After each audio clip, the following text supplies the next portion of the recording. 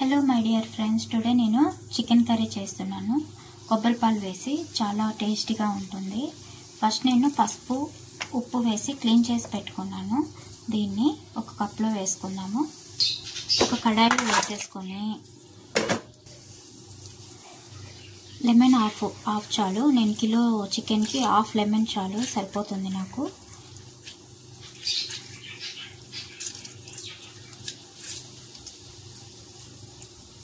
ఒక half table spoon పసుపు, half table spoon జీలకర్ర పొడి, ఒక టేబుల్ స్పూన్ ఆయిల్,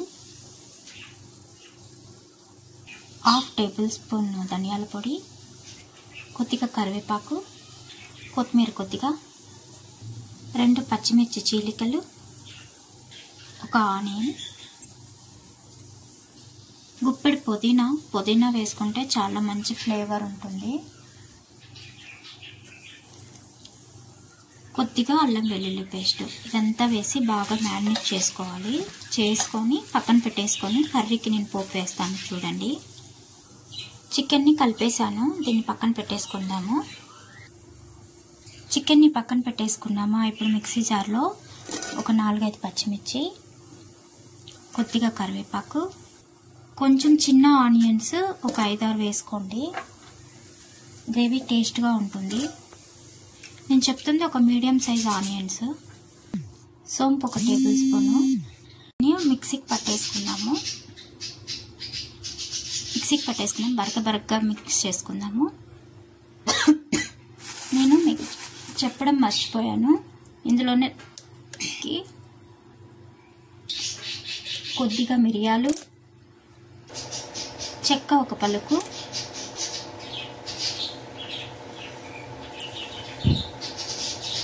లవంగాలు ఒక 5-6 వేసుకుందాము. చాలామంది అలాగే వేసుకుంటారు. మా ఇంట్లో అలా తినరు. ఏరు వేసేటప్పుడు టేస్ట్ వేరేగా ఉంటుందని యాక్సెప్ట్ చేయరు. సో నేను ఇలా మిక్సీకే వేసేస్తాను. ఇప్పుడు మనం పెనం పెట్టుకున్నాము. కొద్దిగా సోంపు వేసుకుందాము, జీలకర్ర కొద్దిగా. దీన్ని బ్లాక్ ఇలాచీ అంటారు, ఒక 2 వేసుకుందాము. ఇప్పుడు మనం మిక్స్ చేసి పెట్టుకున్నాం కదా, మనము ఆల్రెడీ అల్లం వెల్లుల్లి పేస్ట్ చికెన్లో మ్యాగ్నేషన్ చేసేదానికి వేసాం కదా. ఇప్పుడు ఒక హాఫ్ టేబుల్ స్పూన్ సరిపోతుంది, ఎందుకంటే అందులో ఎక్కువగానే వేసాము. ఒకసారి కలిపేసుకున్నాము. ఇప్పుడు కర్రీకి ఒక 3 టొమాటోస్ని క్లీన్ చేసుకొని ఇవి కూడా మిక్సీకి వేసుకునేస్తాను. 3 సరిపోతాయి. ఇది వేగేటప్పుడే మనం వచ్చేసి మ్యాగ్నేట్ చేసి పెట్టుకున్నాం కదా, కలిపి పెట్టుకున్నాం కదా, ఉప్పు పసుపు లెమన్ వేసి ఈ చికెన్ని ఇందులో వేసేసుకుందాము.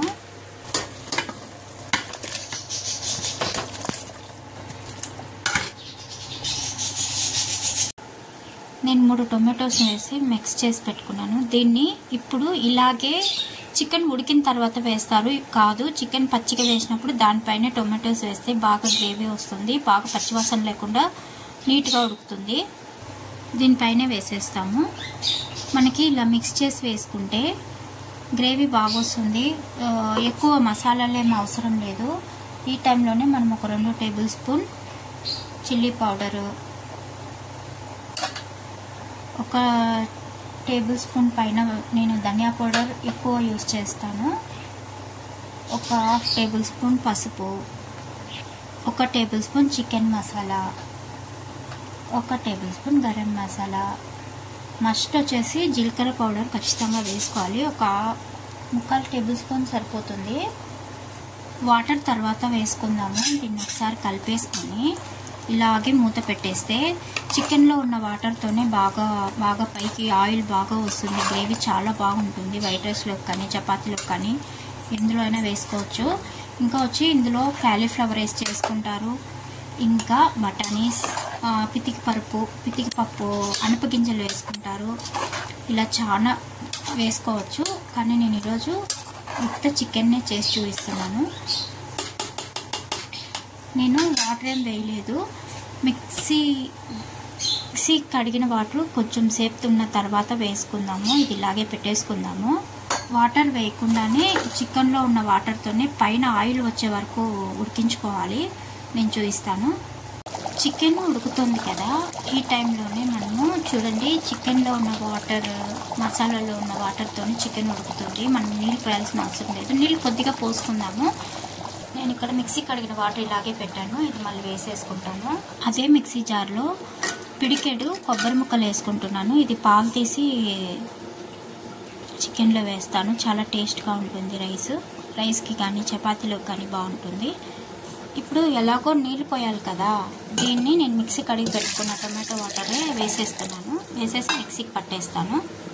నేను మిక్సీకి పట్టేసుకున్నాను. ఈ పాలని వడగట్టేసుకుంటాను. చికెన్ ఉడుకుతుంది. ఇప్పుడే మనం వేసేసుకుందాం వాటర్, కొబ్బరి పాలు వేసేసుకుందాము.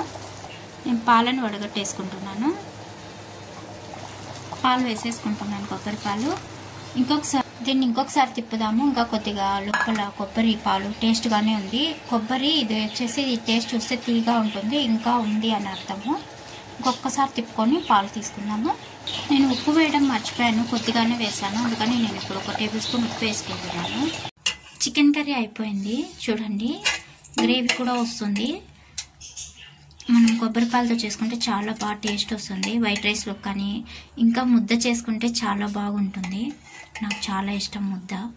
సూపర్గా ఉడుకుతుంది. టేస్ట్ కూడా చాలా బాగుంటుంది. నేను రైస్ చేసుకొని వేసుకొని తింటాను. Okay friends, bye. Have a nice day.